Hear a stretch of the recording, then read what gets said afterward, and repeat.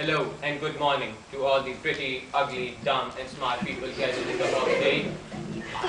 Speaking for the topic, I am of the opinion that having an average brain and stunning looks is better than to have a repulsive appearance and being ultra smart. Granted that intelligence has benefited mankind a lot, but has it not caused sorrow and gloom everywhere?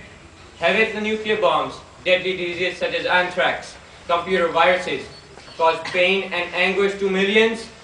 Well, my question is, has beauty done any harm to the mankind? Has it caused destruction and violence? Well, the plain and resounding answer is no. And it would be naive to suggest that beauty has done nothing for mankind. Without the colorful, graceful, and charming people in our midst, the world would be colorless, dull, and very boring. I firmly believe that prettiness is not skin deep. A 6-month-old toddler brings a smile on everyone's face. Why? Well, certainly not because he or she can give people a 1-hour lecture on quantum theory. It is because of his innocence and sweetness that people love him. One unparalleled attribute of beauty is that it cannot be ignored, whereas, as cold as it may seem, intellect and smartness more often than not go ignored. I would like to ask my worthy opponents at this stage that, in their honest opinion, would they rather be attracted to a good-looking person or a sullen-faced genius? Also, another place where graceful and attractive looks count is the career field. In my view, beauty-related jobs by far outweigh jobs with super smart people. The number of fashion models, say, compared with nuclear scientists in the world, back up my claim. The reality of this cold world is that although your intelligence counts, good looks are imperative for good chances of a job. Secretaries, media personalities, actors, singers, air hostesses, the list is endless. And what, may I ask, is the main criteria of success in these jobs?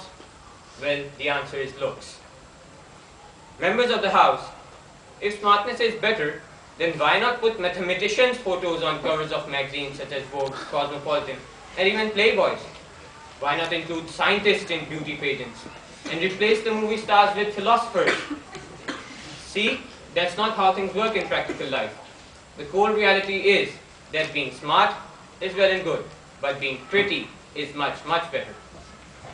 Madam President, I would like to ask my worthy opponents who are such devout proponents of smartness and intellect that why do people use personal care products, cosmetics, accessories, trendy clothing, hip shoes? Why do people go to spas and saloons? Why all this hair gel and makeup? Instead, you people should lead a hermit's life inside a stuffy and smoky research lab, trying to figure out how many galaxies there are in the universe. Well, will you people do this? I am quite positively sure that you will not. And so much for your hollow claim that you are for smartness and against what you call mere beauty.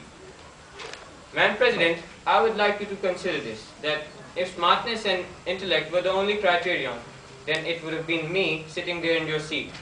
But the fact of the matter is that you were offered the slot before me, because you're prettier than I am.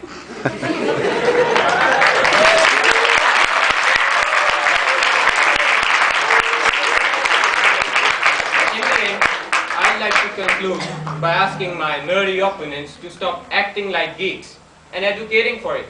Please stop making fools out of yourselves and accept the reality. Being pretty is much, much better than being smart. I thank you.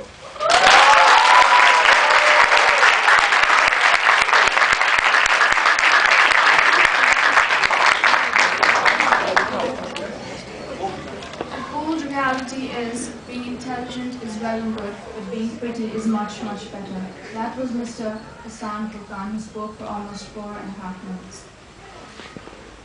Now I'll call upon Ms. Vishal Rai of Class 10 to speak against the motion. Ladies and gentlemen, Ms. Vishal Rai.